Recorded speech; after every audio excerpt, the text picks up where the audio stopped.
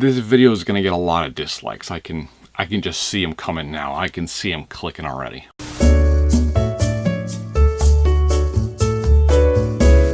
The NES Online service is, from what most people consider, a complete train wreck. They don't like it. They don't like what's included. The problem is, they all bought it still.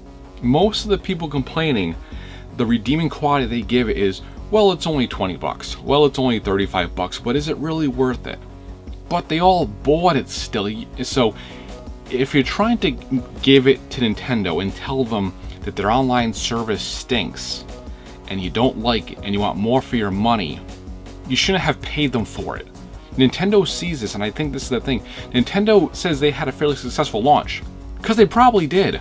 A lot of people bought the service just to buy because it was so cheap, and then people are upset in turn about what the service gives you. I don't know if you're following my train of thought here. I mean, maybe I'm just babbling to nothing. Maybe I'm totally wrong here. It really could be. But you know what?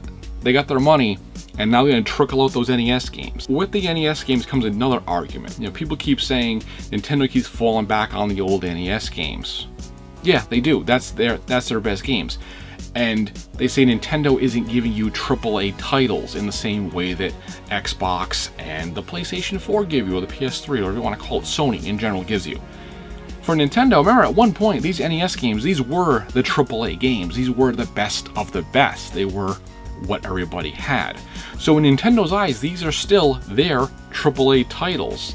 I imagine better ones may come out, maybe some Super NES games or whatever comes next. But as far as the whole thing goes, again, you already paid them. So I mean, if you didn't pay them, so if you're watching this video and you're yelling at me saying, well, I didn't pay Nintendo 20 bucks and I think their service sucks, good. That's really good. Don't pay them then. Don't pay Nintendo the 20 bucks, because if you pay them, you are validating what they did. Now, what Nintendo is missing, of course, is these dedicated servers for Mario Kart and for Splatoon and things like that. You know, they need to put those in there. Now, the other point I want to get to is, and this comes up a lot, is the voice chat. Okay, I'm going to give you guys my theory on the voice chat and why it is the way it is. And again, I could be totally wrong with this, but maybe not.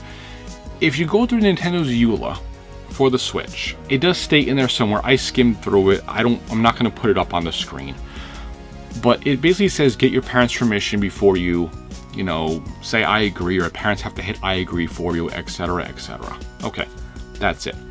Now, there's no native voice chat for a lot of Nintendo type games. Some games have it, but like Splatoon and Mario Kart, they don't do it.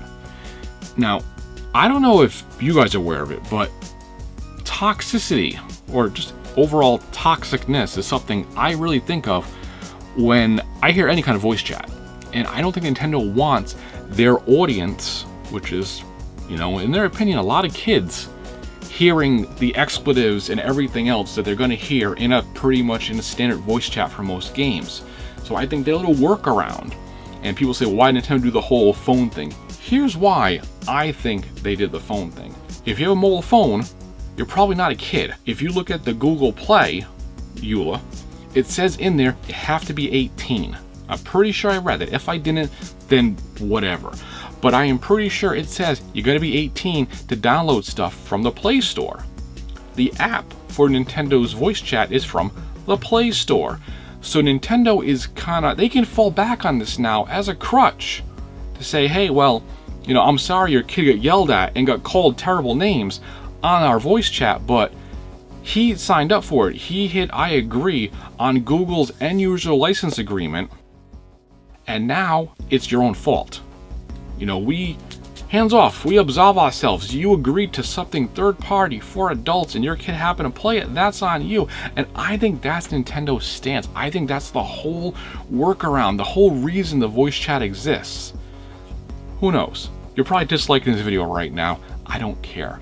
But that's my opinion. That's why I think they go through this whole thing for the voice chat, the whole situation for the voice chat for the app. So in closing, Nintendo Online service kind of stinks right now. The voice chat is a convoluted mess, but I think that's the reason for it. I think it's kind of meant to be that way. If you like the video, give it a thumbs up. If you don't like it, give it a thumbs down. I'll see you next time.